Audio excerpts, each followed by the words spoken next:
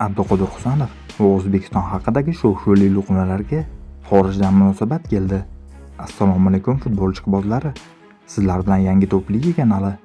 Bugungi dasturimizda O'zbekiston milliy terma jamoasi va Abduqodir Husanov atrofidagi gaplar haqida batafsil gaplashamiz. Shunday ekan, videoni oxirigacha tomosha qiling va fikrlaringizni izohlarda yozib qoldiring. O'zbekiston milliy terma jamoasining 2026-yilgi jahon chempionatiga chiqishga yaqin turgani Abduqodir Husanovning dunyoning eng murakkab ligasida amaldagi chempioni Manchester City'da o'ynayotgan eng ko'p muhokama qilinayotgan mavzulardan biri bo'lib kelmoqda. Qozog'iston terma jamoasi bosh murabbiyi vazifasini bajarayotgan Ali Aliyevning o'zbek futboliga oid fikrlari futbol jamoatchiligining e'tiborini tortib, turli munosabatlarga sabab bo'lmoqda. Bu gal O'zbekiston futbolini yaqindan bilgan rossiyalik skaut va jurnalist Nikolay Rigorich qozog'istonlik mutaxassisning iddaolariga munosabat bildirdi. Qozog'iston terma jamoasining yangi murabbiyi juda qiziq odam. Ali Aliyev to'g'ri kelib qolgan har qanday vaziyatda O'zbekiston nomiga tosh otadi. Mana uning ayrim luqmalari bilan tanishing. Daston Satpayev Abduqodir Husanovdan kuchli. Husanovni 16 yoshida hech kim tanimas edi. Bizda esa 16 yoshli Satpayevni Chelsiga sotdik. Biz Osiyoda o'ynasak, jahon chempionatiga chiqamiz.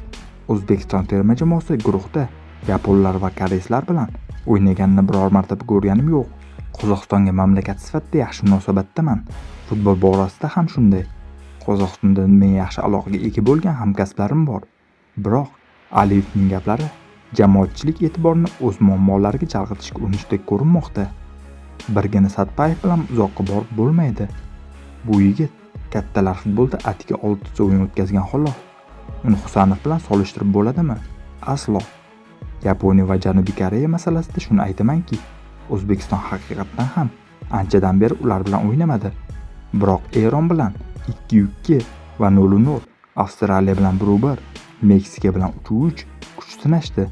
Bu terma jamoalar jahon chempionatlarida muntazam qatnashib keladi.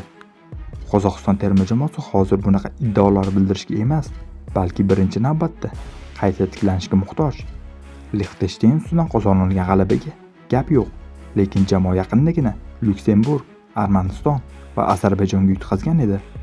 Har doim gapirish ishlashga qaraganda oson bo'lgan deb yozdi Nikolay Rigorich o'zining Telegram kanalida. Eslatib o'tamiz, mustaqillik yillarida O'zbekiston va Qozog'iston terma jamoalari o'zaro 7 marotaba to'qnash kelgan.